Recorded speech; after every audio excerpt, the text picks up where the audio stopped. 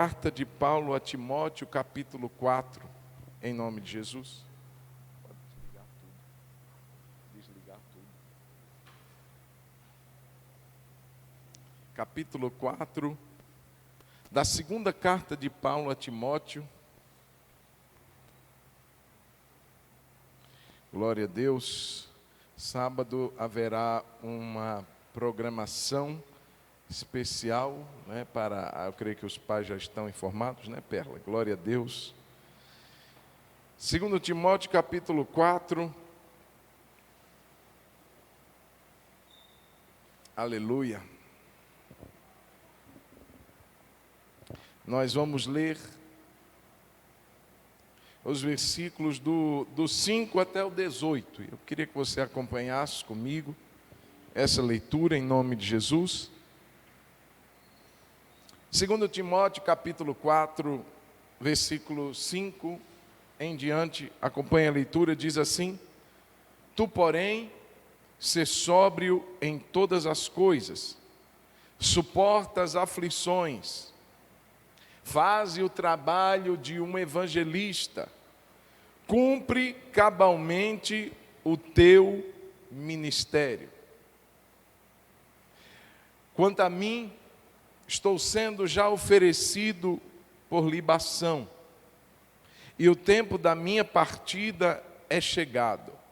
Combati o bom combate, completei a carreira e guardei a fé. Já agora, a coroa da justiça me está guardada, a qual o Senhor, reto juiz, me dará naquele dia, e não somente a mim, mas também a todos quantos amam a sua vinda. Verso 9: procura vir ter comigo depressa, porque Demas, tendo amado o presente século, me abandonou e se foi para Tessalônica. Crescente foi para Galácia, Tito para Dalmácia. Somente Lucas está comigo. Toma contigo Marcos e traze-o, pois me é útil para o ministério. Quanto a Tíquico, mandei-o até Éfeso. Quando vieres, traze a capa que deixei em Troade, em casa de Carpo, bem como os livros, especialmente os pergaminhos. Alexandre, o latoeiro, causou-me muitos males. O Senhor lhe dará a paga segundo as suas obras. Tu guarda-te também dele, porque resistiu fortemente às nossas palavras. Na minha primeira defesa, ninguém foi ao meu favor, antes todos me abandonaram. Que isto não lhe seja posto em conta. Mas o Senhor me assistiu e me revestiu de forças, para que por meu intermédio a pregação fosse plenamente cumprida, e todos os gentios ouvissem, e fui libertado da boca do leão. O Senhor me livrará também de toda obra maligna, e me levará salvo para o seu reino celestial. A Ele glória pelos séculos dos séculos. Amém. Amém, queridos? Você pode fechar os olhos. Senhor, muito obrigado por esta palavra que agora acabamos de ler. E a minha oração nessa noite é que o Teu Espírito comunique a Tua vontade a nossas vidas hoje, para que Teu Espírito abra os nossos olhos espirituais, o nosso entendimento espiritual seja iluminado, Senhor. Queremos compreender a Sua vontade e assim damos-Te graças e glória em nome de Jesus. Amém e amém. Amados, eu quero nessa noite pensar um pouco e meditar um pouco com os irmãos sobre ministério. Ministério, irmãos, não é talvez o que muitas pessoas pensam que é. Às vezes a gente acha que ministério é algo dado a alguns no corpo de Cristo. Então, um grupo que Deus selecionou e Deus então elegeu esse grupo como esquadrão classe A. E ele então dá o ministério a esses e os outros apenas observam.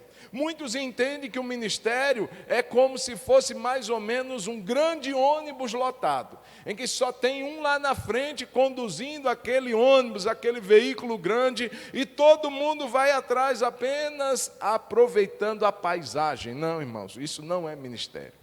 A Bíblia diz que em Efésios capítulo 4, que o ministério foi dado aos santos. O ministério significa serviço. Não tem outra definição melhor do que essa. Ministério é servir. Tudo que nós fazemos para o Senhor, muitas vezes de uma forma em função de um cargo, ou até mesmo de uma forma voluntária, é um ministério.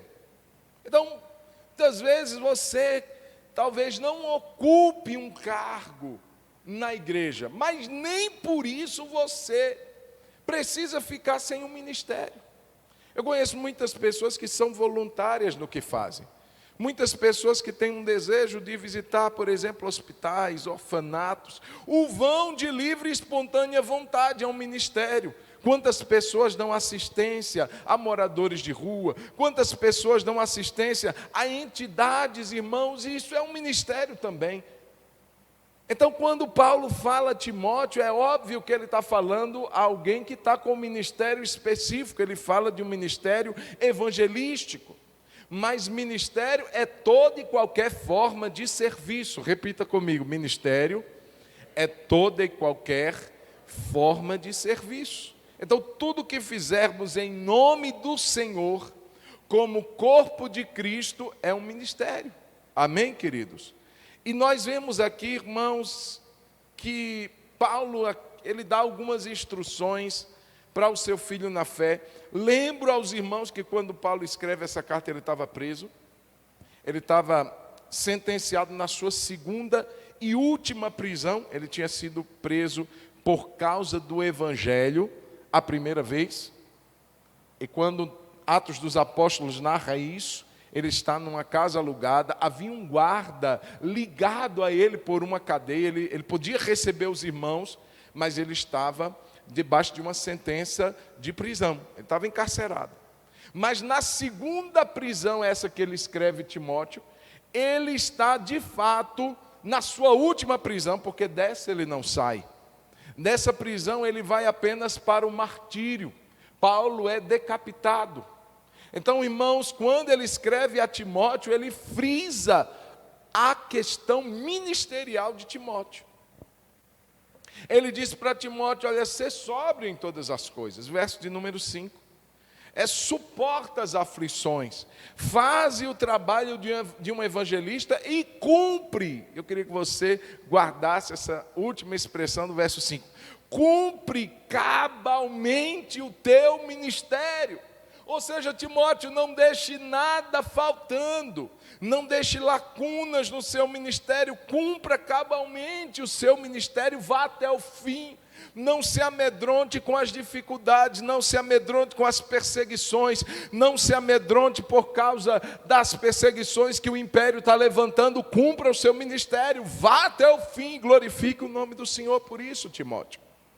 Irmãos, é interessante porque quando o tema que Deus me deu dessa mensagem é ministério, o outro lado da moeda. Nós temos muitas vezes uma ideia de ministério. Você já pegou uma moeda e você sabe que toda moeda tem dois lados. Tem o cara e tem o coroa. Então toda moeda ela tem duas faces. Muita gente até decide coisas jogando uma moeda para cima, cara ou coroa. Então, queridos, o que eu quero dizer é que ministério, apesar de ser único, ele tem dois lados. O lado, irmãos, que eu posso dizer que é uma realidade em qualquer ministério, é o lado dos resultados. É o lado em que vemos a glória de Deus agindo. É quando nós vemos o Senhor operando através daquilo que fazemos. Então, quem tem um ministério, por exemplo, de orar por enfermos, quando vê uma pessoa sendo curada, aquilo é um lado do ministério. Ele está sendo assim, ele está presenciando um lado maravilhoso, que é o lado dos resultados. E muitos acham que ministério é só isso. É a glória, é a plataforma, os holofotes. Ah, que tremendo, nossa, conheci fulano, hoje ele prega para milhares de pessoas aceitam Jesus quando ele prega. Ah, fulano, ele tem um ministério lindo na área social, ele tem um trabalho poderoso com moradores, com ex-viciados e etc, etc. Esse é um lado do ministério. É quando olhamos para um lado da moeda.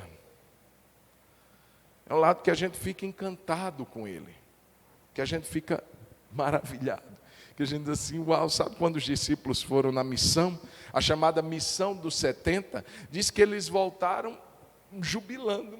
Jesus, o negócio é maravilhoso demais. Nossa, a gente manda e os demônios obedecem a gente. A gente diz, o demônio sai, e ele sai. É fantástico, Jesus, a gente ora pelos enfermos, e eles são curados. A gente viu paralíticos andando, nós vimos leprosos sendo curados, nós vimos até mortos ressuscitando. Jesus, isso é maravilhoso, isso é tremenda. A alegria foi tão grande que Jesus disse assim, olha, tem um motivo maior para você se alegrar, é porque o nome de vocês está escrito no livro da vida. Eu quero dizer, irmãos, que esse é um lado do ministério, é um lado da moeda. Agora, quando Paulo escreve a Timóteo, ele fala do outro lado da moeda, que talvez muitos não falem tanto, com medo de desestimular o ministeriado, com medo, quem sabe, de fazer com que a pessoa perca o ritmo de querer fazer a obra. Mas esse lado, irmãos, ele tem que ser esclarecido sim. Paulo disse para Timóteo, ainda no verso 5, suporta as aflições. O que Paulo queria mostrar é que o ministério, ele tem um lado da glória, do resultado, da presença, do poder de Deus, mas o outro lado é o lado das aflições. E todo ministério carrega esse lado, o lado das dificuldades, o lado das aflições, das dores, das marcas, das cicatrizes. Alguém disse que quando chegarmos lá no céu, nós não só vamos contar as medalhas, nós vamos contar cicatrizes também. Momentos que a gente passou e marcas que ficaram em nós, decorrência da caminhada ministerial. E Paulo aqui, irmãos, ele fala de algumas aflições que ele suportou. Por inferência, é como se ele estivesse dizendo para Timóteo, se prepare, porque é provável que você passe por isso também. Irmãos, o campo neutro é o campo mais fácil, não é o melhor. Até porque Jesus naquele dia vai nos requerer. Ele vai dizer, o talento que eu te dei, o que você fez com ele? Alguns vão dizer, eu tive medo. Eu sabia que o Senhor era homem severo, que ceifas onde não plantastes, e eu escondi aquilo que o Senhor me deu. E nem por isso, irmãos, a gente se dá por desculpado. Não é por nos omitirmos, por ficarmos neutros, eu não vou fazer nada. Já que ministério tem dificuldade, eu vou ficar quietinho, eu vou ficar apenas esperando Jesus voltar. Sem fazer, não, vai ser requerido, porque Deus deu a cada um de nós pelo menos um talento, e esse talento representa uma oportunidade de servir. Se é uma oportunidade de servir, é um ministério. Então, irmãos, não tem campo neutro, não tem coluna do meio, ou a gente serve, ou a gente não serve. E como já diz o ditado, servo que não serve, não serve. Então Paulo vai falar para Timóteo, Timóteo, suporta as aflições. Ministério é isso, Timóteo. Não é só a glória, o uau, não, tem dó, Timóteo. em luta. E eu vou te passar algumas que eu vivi, Timóteo. E a primeira dor que Paulo fala que todo ministério traz, toda pessoa que serve a Deus pode viver essa dor, é a dor da solidão. Diga comigo, dor da solidão. Olha aí comigo o verso 9. Procura vir ter comigo depressa. Olha o verso 11. Somente Lucas está comigo. Toma contigo Marcos, traze-o, pois me é útil para o ministério. Verso 21 vai dizer, apressa-te a vir antes do inverno. Então, você vai perceber que Paulo está chamando Timóteo para perto. É como se Paulo dissesse assim, eu preciso de gente comigo. Eu estou aqui numa prisão, eu estou aqui numa sentença difícil, mas o que mais me dói é estar só. Irmãos, Paulo era alguém que gostava de estar com pessoas. Paulo era de fato um homem ministeriado, e ministério envolve gente. Ministério envolve servir pessoas. Então não tem como o ministério se dar sozinho. Paulo precisa de gente perto dele. Timóteo, vem ficar comigo, vem depressa, vem antes que o inverno chegue, porque se o inverno chegar, era comum não haver viagem, os navios ancoravam, não tinha mais viagem. Ele disse, se você esperar muito, Timóteo, pode ser muito tarde, pode ser que você não me veja mais, porque Paulo estaria sendo sentenciado. Então ele disse, venha comigo, eu preciso de gente. E é isso, irmãos, que muitos vivem na lida do ministério, é a solidão. Eu imagino, queridos, quantas vidas Paulo cuidou e quantos cuidaram de Paulo. Ministério, por muitas vezes, é um campo que, se a pessoa não cuidar, ele pode se ver sozinho, por vários fatores. Por muitas vezes, receio de outras pessoas dizer assim, eu ficar perto de Paulo, ele vai morrer daqui a alguns dias por causa do Evangelho. E se eu levar também a mesma sentença dele? E se eu tiver então a mesma sina, o mesmo caminho que foi dado a Paulo? Não, eu prefiro ficar longe, eu não quero enfrentar o que ele está enfrentando. Então, irmãos, por muitas vezes receio de viver o que o outro está vivendo, eu vou ficar longe. Por isso, ministério muitas vezes é algo que precisa de pessoas perto. Muitas vezes a dor da solidão, irmãos, e não era a questão, Paulo era alguém que tinha comunhão com Deus. Irmão, Paulo foi arrebatado até o paraíso. Aí alguém pode pensar, então não precisa de ninguém não? O homem foi lá no céu, o homem viu a glória, viu anjos, o homem viu Jesus, o homem teve uma experiência que poucas pessoas tiveram. Então, um homem assim precisa de pessoas? Precisa. A presença de Deus não substitui a necessidade da presença de pessoas por perto. A pessoa pode ter intimidade com Deus, comunhão com Deus, mas ninguém é ilha. Ninguém foi chamado para viver sozinho. E Paulo disse assim, vem comigo, vem ter comigo, Timóteo, e vem depressa, porque eu estou vivendo uma dor chamada dor da solidão. Quem sabe, querido, você já viveu esse drama.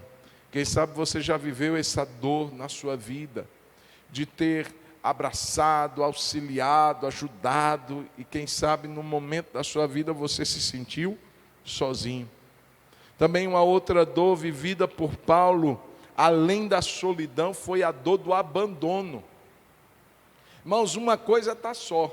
Às vezes a gente está só por opção, às vezes a gente está só por uma questão de fatalidade, como Paulo estava preso, não dá para todo mundo estar com ele, mas abandono é uma coisa proposital. Quando ele diz aqui, olha, no verso 10, Demas, tendo amado o presente século, me abandonou. Paulo fala de abandono. E quem era Demas? Demas era um obreiro. Demas era alguém que estava ali com Paulo, e em algum momento da vida de Paulo, que ele mais precisou, Demas foi embora. Demas literalmente virou as costas e abandonou Paulo. Quanto investimento, quanto amor, quanta paciência Paulo investiu na vida de muitos irmãos, e na vida de Demas não foi diferente. E na hora que ele estava ali precisando, numa hora crítica, virar as costas para Paulo. Irmãos, o ministério, muitas vezes, o serviço, a vida com Deus, a vida de servos e servas de Deus, muitas vezes trará isso, abandono.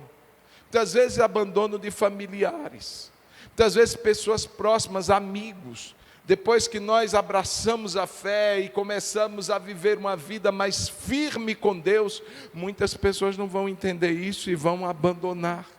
E vão literalmente virar as costas e dizer: não dá mais para andar com você.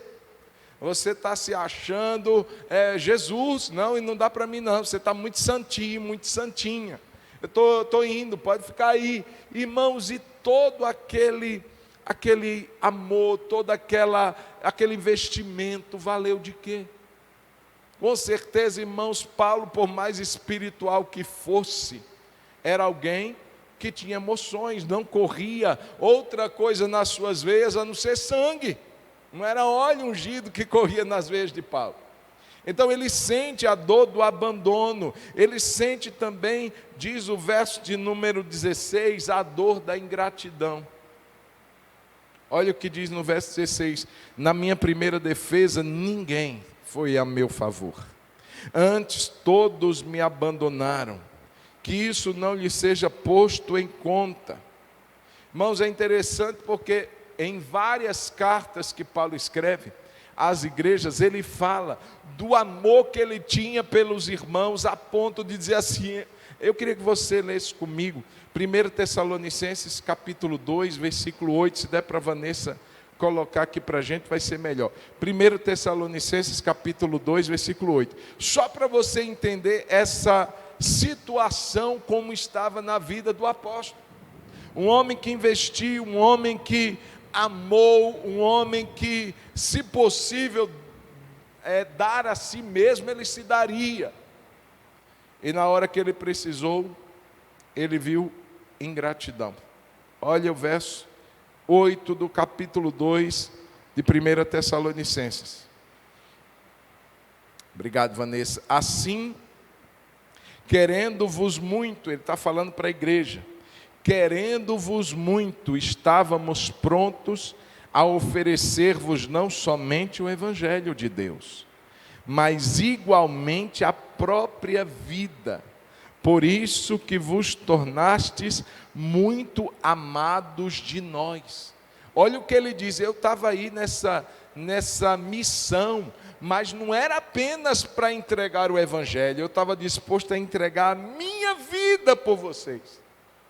Eu estava disposto a me dar por vocês, a me doar por vocês, a se entregar por vocês. Irmãos, é interessante porque ministério, seja ele qual for, fala disso, de doação.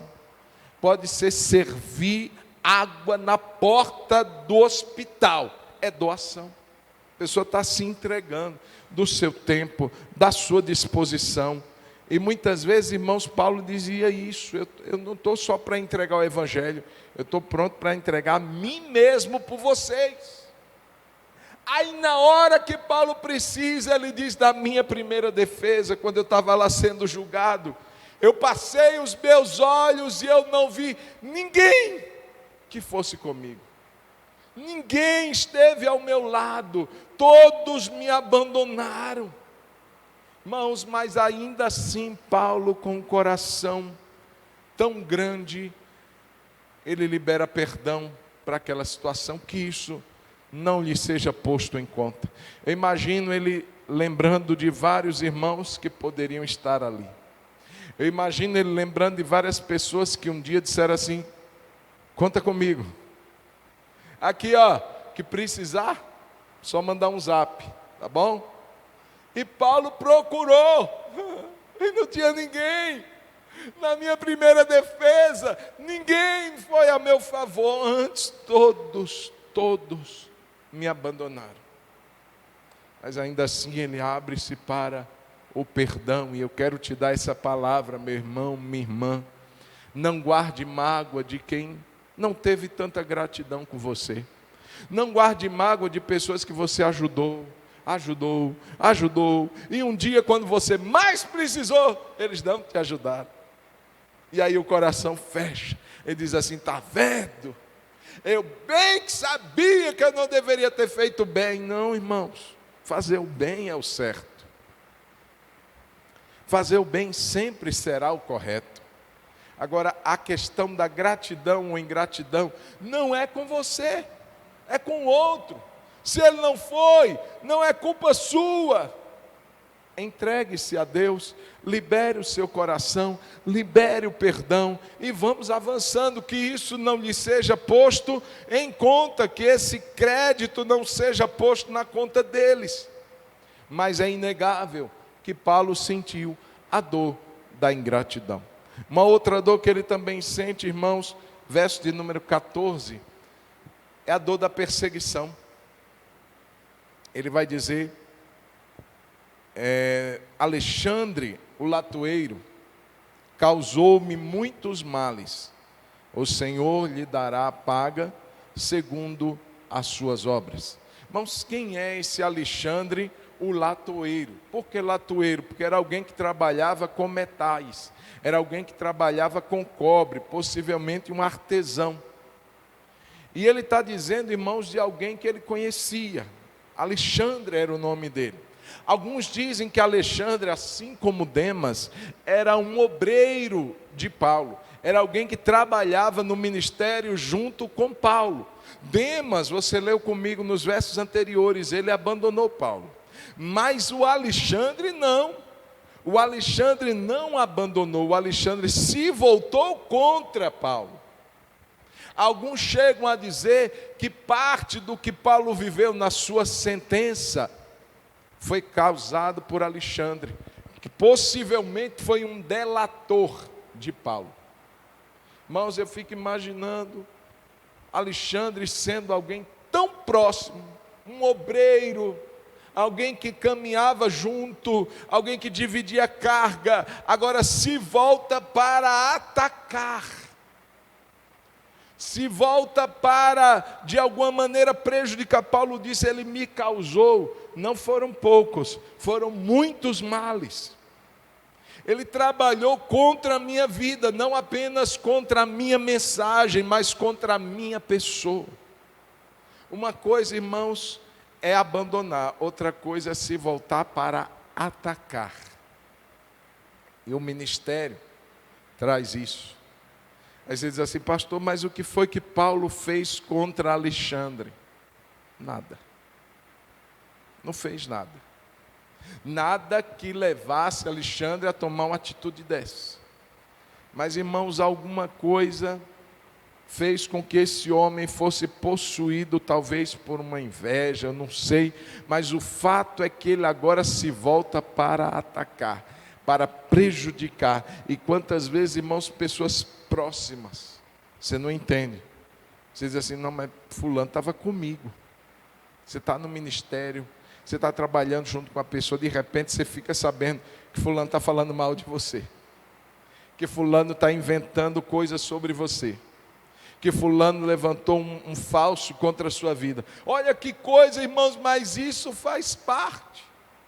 Não deveria, mas é o outro lado da moeda, é o outro lado do ministério. Quantos irmãos já não provaram essa dor da perseguição?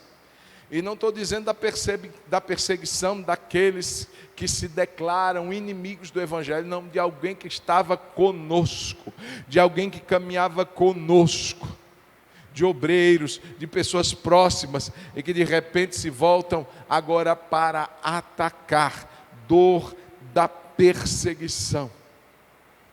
E aliado a isso, irmãos, o mesmo que estava perseguindo, diz o verso 15, era alguém que resistia também. O verso 15, ele diz para Timóteo: guarda-te dele, porque ele resistiu. Resistência, irmãos, não é somente um ataque para fazer a pessoa cair, mas é um ataque que leva a pessoa a se cansar. Resistência é algo que eu ofereço contra alguém, não deixando que ela avance, não deixando que ela caminhe. Ela está vindo numa direção, eu estou indo numa direção oposta, resistindo ao avanço dela. Necessariamente não é um ataque para derrubar, é um ataque para cansar. É um ataque para deixar a pessoa assim, não aguento mais. Mas toda vez que eu estou fazendo alguma coisa, vem essa pessoa e resiste, e diz que não está bom, e diz que está ruim, e não apoia, e não ajuda, e coloca problema, e sempre dá uma palavra negativa, e a pessoa vai se cansando. Isso é o outro lado do ministério. Pessoas que perseguem, mas pessoas que resistem também, porque a ideia é fazer você cansar.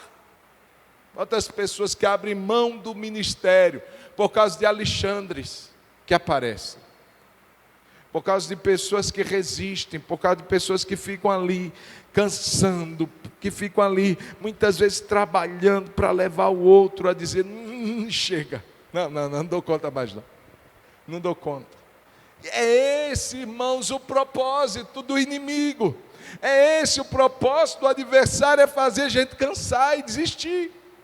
Mas Paulo diz assim, não, ele só evita ele, passa longe dele, porque sempre que você for para um lado, ele vai querer te barrar. Sempre que você apontar um caminho, ele vai dizer, não vamos por esse não. Sempre que você disser assim, é isso que nós vamos fazer, ele vai dizer, não vamos fazer isso não. Então corre dele, se afasta dele, evita ele, passa de largo dele. Ele me causou muitos males, e se você tiver ali, Timóteo, também no ministério, ele vai fazer com você também. Guarde-se dele, evite-o. Mas, irmãos, isso faz parte da realidade do ministério na vida de um servo, de uma serva de Deus. E para não viver isso, irmãos, é só dizer assim, não, Deus, eu não vou fazer nada. Eu conheço muita gente, deixa eu dizer isso para você. Eu conheço muitas pessoas que optaram, depois de um tempo no ministério, como líderes de qualquer coisa, como trabalhadores em qualquer que seja a área da igreja, já vi muitas pessoas dizendo assim, cansei. Mas cansou de quê, irmãos? O Senhor é o motivo da nossa alegria. É lógico, irmão, não é do Senhor, é daquilo que o outro lado do ministério traz. São as oposições, são as resistências, são as perseguições, é a ingratidão, e é tanta coisa que surge com um único propósito, nos desanimar. Mas eu quero te dar essa palavra de ânimo em nome de Jesus nessa noite, amém, irmão? Você não foi chamado por Deus para parar no meio do caminho.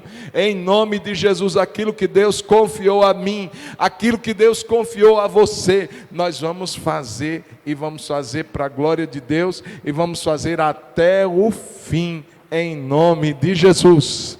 Amém, irmãos? Além disso, irmãos, eu quero falar de uma última dor que ele viveu, que é a dor das privações. O verso de número 13, ele vai dizer para Timóteo, Timóteo, quando você vier, me traz a capa que eu deixei em Troade, na casa de Carpo, bem como os livros e especialmente os pergaminhos. Veja, irmãos, no versículo lá na frente ele vai dizer que o inverno estava se aproximando. Paulo estava numa prisão. E os historiadores dizem que as prisões romanas, na sua maioria, eram prisões frias, úmidas e escuras. Imagine isso no inverno. Irmãos, a pessoa lá era muito facilmente acometida por uma pneumonia. Facilmente os prisioneiros morriam antes da sentença de morte. Tuberculose, pneumonia. E Paulo diz assim, olha, vai vir o inverno, Timóteo, me traz a capa, eu preciso de algo que me aqueça. E você diz assim, puxa vida, um homem tão poderoso, tão espetacular como Paulo, ele está passando por uma privação, pedindo uma capa, pedindo como se fosse um cobertor para ele. Irmãos, isso para muitos é dizer assim, não, isso daí não é ministério. Talvez muita gente que ouve uma palavra como essa diria assim, esse homem está em pecado. Como é que um obreiro, como é que um ministro do Evangelho tem necessidade de um cobertor? Quando nós vemos hoje muitas lideranças e muitos ministérios que fazem disso fonte de lucro, para a nossa vergonha, porque Paulo diz que o Evangelho não é fonte de lucro, não é uma empresa para dar lucro aos seus proprietários. Paulo disse assim, eu sou um bandeirante do Evangelho, um pioneiro do Evangelho, e eu estou precisando de um cobertor. Traz para mim, Timóteo, esse cobertor, essa capa que eu deixei em Troade, na casa de Carpo. Traz para mim. Irmãos, é comum que o ministeriado muitas vezes passe por privações e básicas. E talvez se fique perguntando, mas Deus, por que o Senhor me deixou passar por isso? Irmãos, não é um descuido de Deus. Deus jamais descuida dos seus servos e servas, mas muitas vezes as privações são maneiras de Deus forjar o caráter dos seus servos e servas. E muitas vezes Deus permite, não é por um problema, por um erro, por um pecado, é por uma situação que Deus permite para uma finalidade específica. Mas não queremos dizer, irmãos, que porque você tem um ministério, e é só conforto, é só aleluia, é só glória a Deus, é só abastança. Não é. E é isso, irmãos, que muita gente, é por essa mentalidade que muita gente toma um caminho errado. A motivação errada faz a coisa até certa, mas a motivação errada. É porque não apresentaram o outro lado da moeda. É porque não disseram assim, você pode ser um homem, uma mulher que serve a Deus, mas você não está isento, você não está livre, você não está imune, não tem uma vacina contra a dor do ministério, não tem, não existe. E muitas vezes por omitir essa verdade é que muita gente se frustra. É que muita gente entra de peito aberto e quando é lá na frente vai dizer assim, meu Deus, em que é que eu errei? Não errou nada. Não é problema de pecado, de desaprovação de Deus, é o outro lado da moeda. Aí você diz assim, misericórdia, pastor. E aí? Como diz o programa, quem poderá nos ajudar? Se o ministério é isso, o que é que vai ser de mim? Mas eu quero te dizer uma coisa, irmãos, que existem algumas coisas que nos ajudam a suportar as aflições. Paulo disse para Timóteo, suporta as aflições. Diga para quem está perto de você, diga assim, meu irmão, suporte as aflições. Não, mas diga para quem está do outro lado, diga assim, suporte as aflições, meu irmão. Ele não está dizendo, Timóteo, corra. Ele não está dizendo, fuja. Ele não está dizendo, se esconda. Ele está dizendo, suporte as aflições. Leve esse peso sem desanimar, sem desistir. Vá até o fim. E algumas coisas, irmãos, são importantes para a gente suportar as aflições. A primeira coisa, verso 6, ressignificar o presente. Diga, eu preciso ressignificar o presente. Olha o verso 6. Quanto a mim, eu estou sendo já oferecido por libação, e o tempo da minha partida é chegado. Olha que coisa interessante. Olha como é que Paulo entende o momento que ele está vivendo. Onde é que Paulo estava? Preso. O que é que aguardava Paulo? a decapitação. Paulo perderia a sua vida. Como que ele entendia esse momento presente? Nosso César, o Nero, as autoridades me escorraçaram, me julgaram, foram injustos, e eu vou morrer na mão desses homens perversos. Eu que dei minha vida pelo Evangelho, eu que fui alguém desprendido. Deus, onde tu estás? Deus, tu és injusto. Não, irmão, Paulo não faz nada disso. Ele disse assim, quanto a mim, eu fiz uma leitura diferente do meu momento.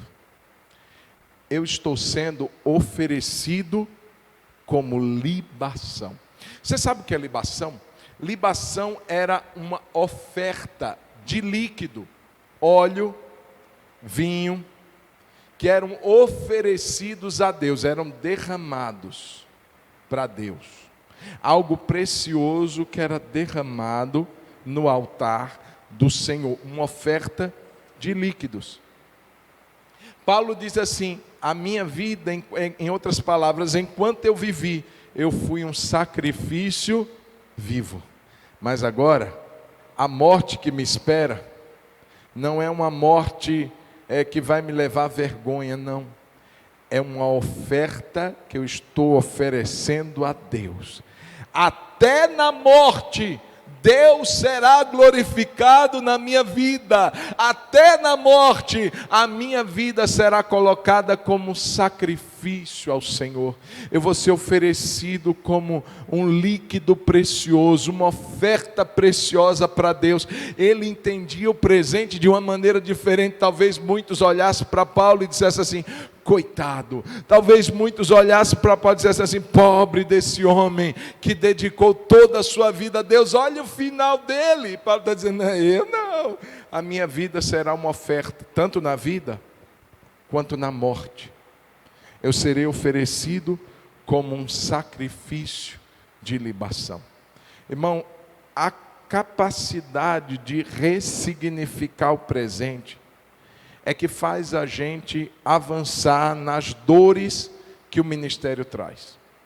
Quando a gente olha com coitadismo, quando a gente olha com aquele sentimento de vitimização, Deus, o Senhor não olha mais para mim, eu que fiz tanto para o Senhor. Não, irmão. Vamos olhar diferente para o presente, vamos refazer a leitura, e ele diz, o tempo da minha partida está próximo. Essa palavra partida, no seu original, significa assim, soltar as cordas de um navio para ele avançar. Olha que coisa interessante. Talvez alguns dissessem assim, é o fim de Paulo. Paulo não entendia o fim. Paulo entendia o início de algo novo. As cordas do meu barco estão sendo soltas, e agora o meu barco vai navegar.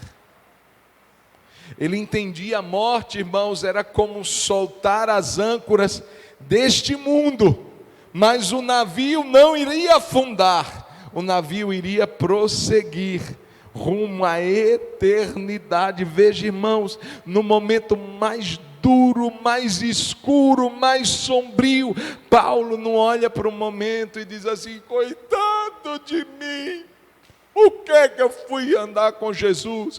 Por que eu fui servir a esse evangelho? Não, irmão, nunca pense que foi inútil o que você já fez até aqui para Jesus.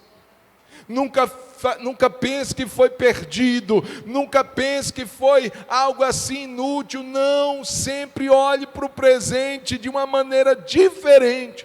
Não faça uma leitura pessimista. Olhe para o seu presente e veja Deus nele. Pode estar tudo difícil hoje, mas Deus está conosco hoje, amanhã e para sempre. Amém, querido? Uma leitura diferente do presente. Além disso, ele também fez uma avaliação do passado. Ele diz assim, eu combati o bom combate, verso 7. Eu combati o bom combate, completei a carreira e guardei a fé. O que foi minha vida até aqui? Irmãos, essa avaliação Paulo fez ali naquela prisão. Ele teve tempo para isso. O que eu fiz da minha vida até aqui?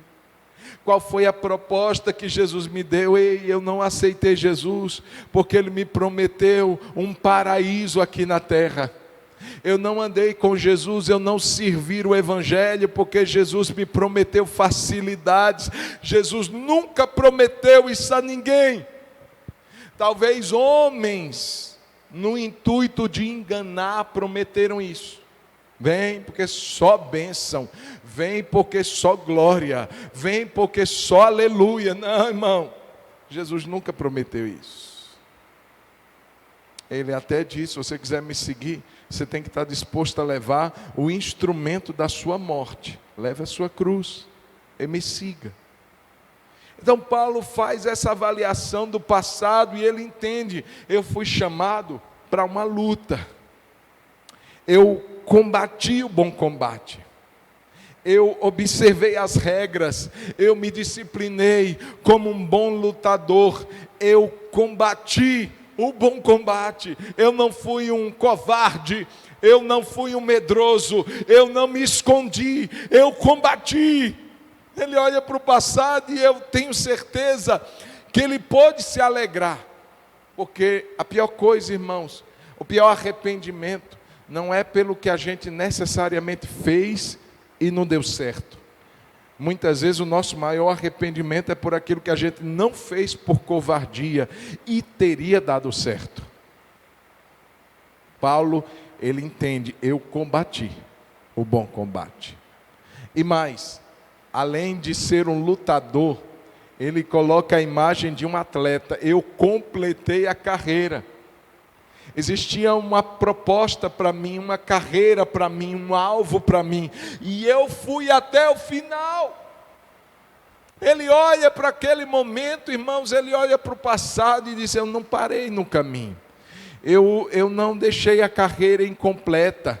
Você sabe, irmãos, a quantidade de pessoas que hoje se encontram afastadas do propósito de Deus, é algo assim assustador. Pessoas que começaram e não terminaram. Pessoas que começaram bem e até terminaram mal. Ou quem sabe não completaram aquilo que Deus deu. Pararam no meio do caminho. Cadê fulano? Não, fulano. Eu acho que fulano está afastado de Jesus. Que tristeza, irmãos. Que sentença terrível é essa? Paulo disse: não, eu completei a carreira. Eu estou chegando aqui, mas eu não estou deixando nenhuma pendência. Eu cheguei até aqui porque eu completei a minha carreira. Eu quero declarar isso, irmãos, em nome de Jesus sobre nós, que aquilo que Deus colocou na nossa vida, na nossa mão, nós vamos chegar até lá, em nome de Jesus. Não vai ficar pendência para trás, não vai ficar lacunas para trás. A gente vai ter essa sensação: irmãos, chegamos ao final, porque chegamos ao final. Completamos a carreira. Não é um queimar etapas, não tem nada mais a ser feito. A carreira foi completa, em nome de Jesus. E a fé eu guardei, eu não perdi, eu não desviei, eu não apostatei, eu não virei as costas para o meu Senhor, eu guardei a minha fé permanece aqui comigo, aleluia. A minha fé permanece guardada dentro do meu peito. O meu Senhor, Ele está comigo. Irmãos, que coisa tremenda é olhar para o passado e poder dizer: louvado seja o nome do Senhor. Olhar para o passado e dizer assim: obrigado, Deus, porque tudo que o Senhor me deu, eu completei, eu fui até o fim. Então Paulo, ele olha para o presente e ele faz uma leitura diferente. Eu não estou acabado, eu estou sendo, na verdade, um sacrifício. Ele olha para o passado e ele entende que o passado foi foi completo. Apesar de tudo que ele enfrentou, ele completou o que Deus tinha para ele. Mas ele olha para o futuro. E quando ele olha para o futuro, ele tem uma visão ampla. Ele diz aí no verso 8: agora a coroa da justiça me está guardada, a qual o Senhor, o reto juiz, me dará naquele dia. Não somente a mim, mas também a todos quantos amam a sua vinda. Olha só que coisa tremenda. Paulo olhava para o futuro e ele tinha uma certeza: eu vou perder a minha vida aqui na terra a qualquer momento, porque o César me julgou culpado. Ele disse que eu sou culpado e eu vou morrer por causa disso, mas o reto juiz, ele me declarou inocente. O reto juiz não é como Nero, não é como César, injustos, mas o reto juiz, ele guardou a coroa, e ele vai me entregar a coroa da justiça naquele dia. Irmãos, que visão do futuro, é uma visão de recompensa. Irmãos, o que é que Paulo levou da sua caminhada com Cristo aqui na terra?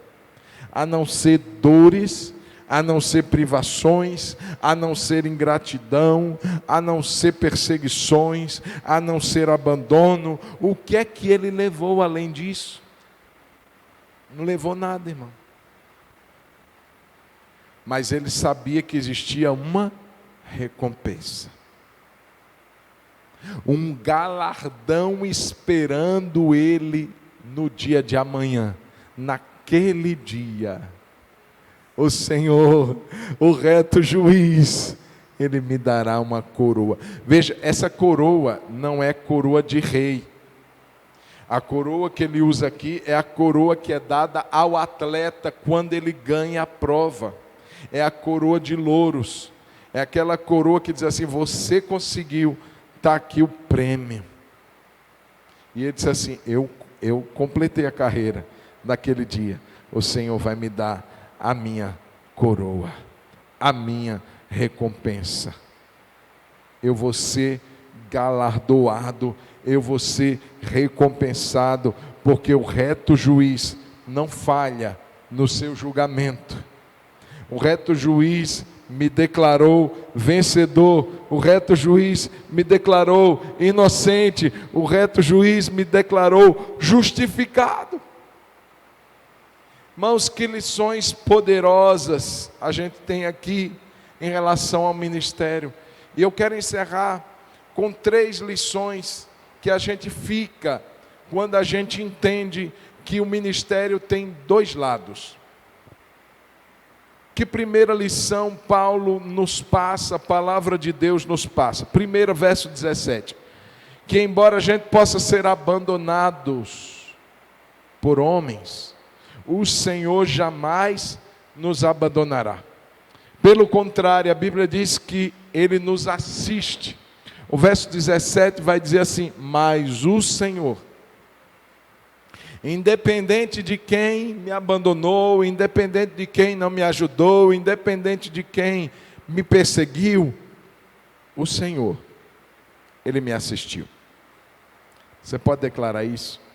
Diga assim: independente de quem tenha me abandonado, de quem tenha sido ingrato, diga assim: o Senhor me assistiu. Veja que poderosa lição, irmãos. Não importa, o Senhor está ali, o Senhor não vai me deixar. Irmãos, era a promessa de Deus para Paulo. Paulo, você vai pregar, você vai padecer muito, você vai ser injustiçado, mas eu vou te assistir. Eu vou estar ao seu lado, irmãos, e nós precisamos guardar isso no nosso coração.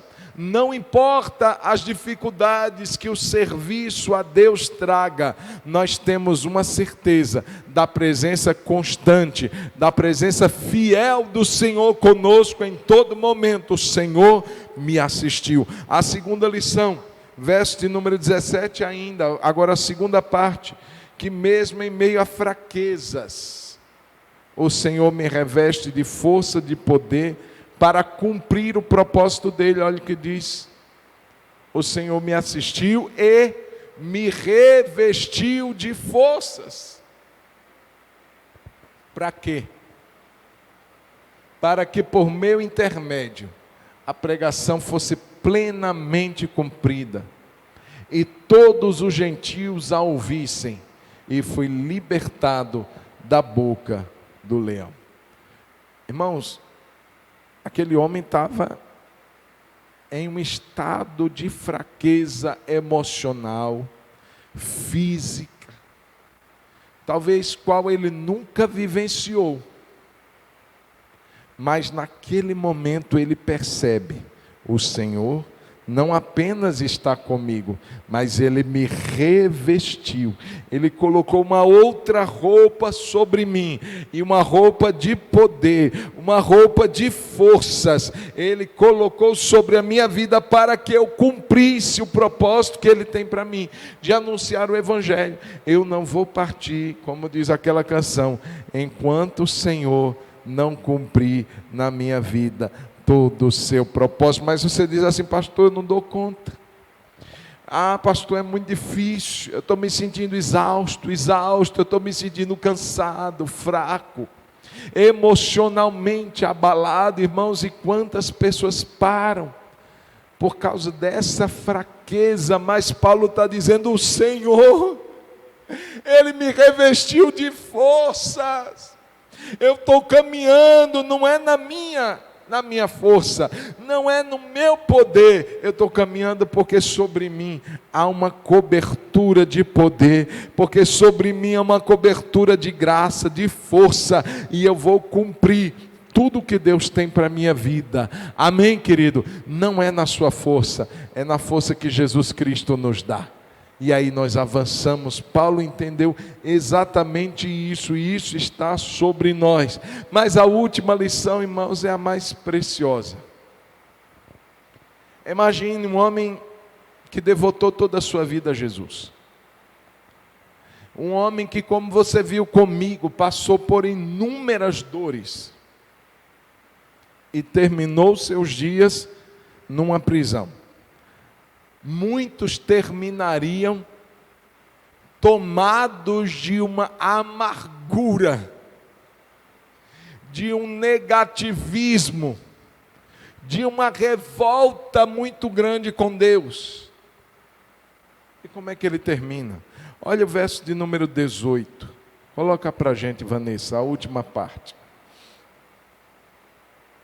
O Senhor, leia comigo: o Senhor me livrará também de toda obra maligna e me levará a salvo para o seu reino celestial. Ponto. Vamos ler a última parte. A Ele glória pelos séculos dos séculos. Amém. Paulo não termina com palavras de amargura. Paulo não termina com palavras de derrota. Ele termina com palavras de adoração a Deus. A Ele, ao meu Deus, glória pelos séculos dos séculos. Amém. Irmãos, o coração desse homem estava pronto. O coração desse homem estava em paz. O coração desse homem estava seguro e sossegado, na confiança do cuidado de Deus com ele. E por causa disso ele termina dizendo: glória a Deus pelos séculos dos séculos. Amém. Querido, como que a gente encara o ministério? E quando a gente chega ao final disso, pelo menos eu cheguei a uma conclusão, que até agora a gente só viu um lado da moeda, que é o lado das dificuldades. Pastor, não. A gente já viu muita coisa boa, sim. Mas, irmãos, ainda não é o outro lado. Porque o que Deus tem prometido para nós ainda não foi revelado. A glória que nós temos, a nossa espera, ainda não foi revelada. Paulo diz, porque eu tenho por certo que as aflições deste tempo presente não podem ser comparadas com a glória que em nós há de ser revelada. Então a minha conclusão é que a gente viu algumas partes do outro lado, mas não tudo. A gente está vendo, irmãos, hoje a face das dificuldades que a gente tem que enfrentar, das lutas que a gente tem que viver. Algumas vezes Deus dá uma viradinha na moeda e deixa a gente se alegrar, mas ainda não foi revelada a nós a glória que nos espera. E eu quero com isso, querido, te dar uma palavra de incentivo. Fique firme, porque o outro lado da moeda você ainda vai ver. É o lado da glória, é o lado do poder, é o lado da recompensa, é o lado da alegria, é o lado que você vai dizer assim: valeu a pena, aleluia. Amém, queridos? Vamos ficar de pé e vamos orar ao Senhor nesse instante.